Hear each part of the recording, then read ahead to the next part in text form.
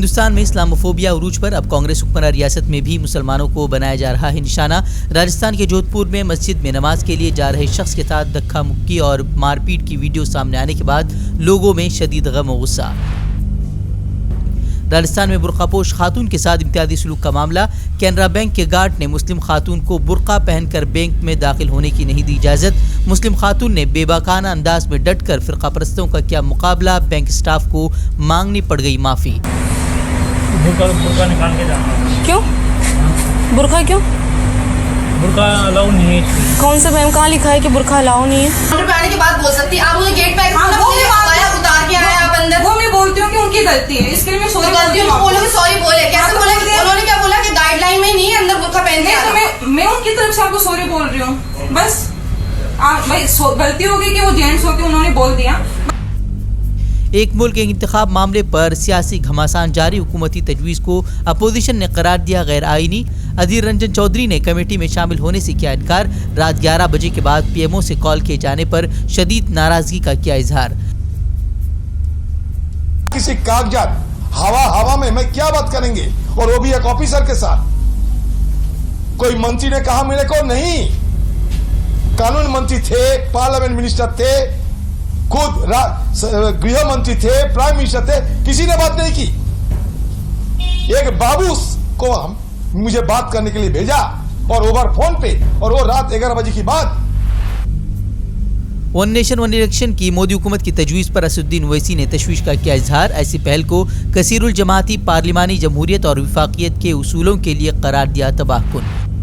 कश्मीर में मीडिया की सूरत हाल पर बीबीसी की रिपोर्ट ने खड़ा किया एक और नया तनाज़ा। जम्मू कश्मीर पुलिस ने बीबीसी के खिलाफ कार्रवाई की दी धमकी। अमन अमान की कोशिशों को निशाना बनाने का बीबीसी पर लगाया इल्ज़ाम। रिपोर्ट में सहाफ़ती इदारों पर कदगन लगाने से मुताल्लिक़ पेश की गई है रिपोर्ट।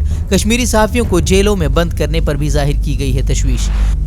G20 इजलास में चीनी सदर की शिरकत से मुताल्लिक़ क़ियास आरइयाँ ख़त्म। रूस के बाद चीनी सदर का भी G20 इजलास में शिरकत से इनकार। चीनी सदर की गैर हाजिरी से हिंद चीन तनाज़ा मज़ीद गहरा होने के इम्कानात। CAA एहतजाज के दौरान जेल में बंद किए गए तलबा लीडर शर्जील इमाम ने दाखिल की कानूनी ज़मानत की दरख्वास्त। UAPA के तहत निस्फ से ज़्यादा सज़ा मुकम्मल करने का दिया हवाला। CAA एहतजाज के दौरान दहली फसादात की साजिश के इल्ज़ाम में कई तलबा लीडरान को बली का बकरा बनाकर भेजा गया था जेल। दहली फसादात से कबल इश्तिहार अंगेज बयान देने वाले बीजेपी रहनुमा अनुराग ठाकुर और प्रवेश वर्मा के खिलाफ FIR दर्ज करने की मांग करने वाली दरखास्तों पर तीसरी मरतबा सुप्रीम कोर्ट ने मुलतवी की समाअत। दिल्ली पुलिस ने अदालत में इल्तिवा की दाखिल की थी दरखास्त। मणिपुर तशद्दुद पर एडिटर गिल्ड ऑफ इंडिया की रिपोर्ट पर मणिपुर हुकूमत नाराज। रिपोर्ट को मनगढ़ंत और स्पॉन्सर्ड करार देकर 3 सहाफ़ियों पर दर्ज की FIR। रिपोर्ट के मुताबिक तशद्दुद के दौरान एकतरफा तौर पर रिपोर्टिंग कर रहा था मणिपुर का मीडिया।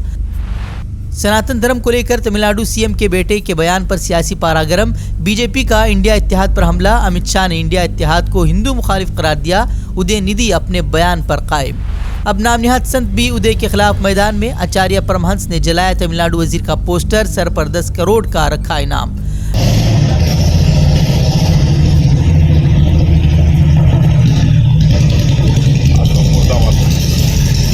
उदयनिधि मुर्दाबाद,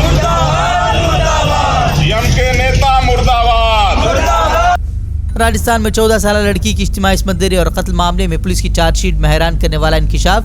चार्जशीट के मुताबिक दरिंदों ने इस्मतदरी के बाद लड़की को किया था नजर आतिश। 9 अफराद को इस मामले में बनाया गया है मुलजिम। फ्रांस में नए तालीमी साल का आगाज। पहले ही दिन बाहिजाब मुस्लिम तालिबात को परेशानी का सामना। हिजाब पहनकर स्कूल पहुंची तालिबात को भेजा गया घर वापस। गुज़िश्ता दिनों हुकूमत ने सेकुलरिज्म के नाम पर तालिबात के हिजाब पर लगा दी थी पाबंदी। अपनी नापाक हरकतों से बाज नहीं आ रहा स्वीडन। एक मरतबा फिर स्वीडन में कुरान पाक की बेहुरमती का पेश आया वाक़या।